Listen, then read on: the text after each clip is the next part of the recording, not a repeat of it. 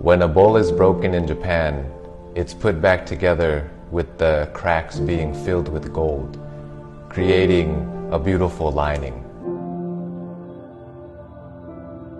This is to emphasize the beauty in what was once broken. They believe that when something has suffered damage and has a history, it makes it more beautiful. And the same goes for human beings.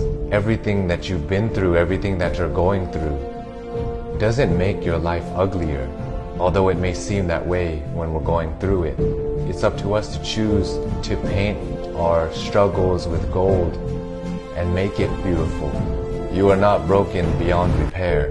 You can pick yourself up and learn from what's happened and become a better person from it because of the struggle that you've been through. You can wear your scars proudly as a badge of honor, as if to say, look at what I've been through.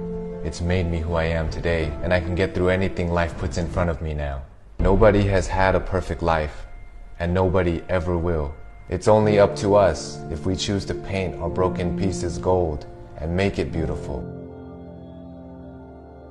Don't be ashamed of what's happened to you. Everything that has happened to you has happened to you for a reason. So the more we deny, the more we complain and don't accept what's happened to us, then it doesn't become useful. The moment that we accept and find what's useful in the struggle, the things that we've been through, that's just like us painting the cracks in our broken pieces gold, turning something that could be ugly into something beautiful and inspiring. When what you have been through is inspiration for other people, then it was all worth it. So don't get stuck on how things used to be.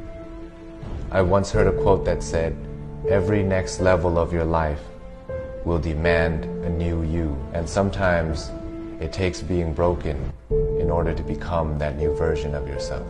So if you're going through hard times, I hope this video can help you or somebody that you love. My name is Sean Uranahiran. สวัสดีครับ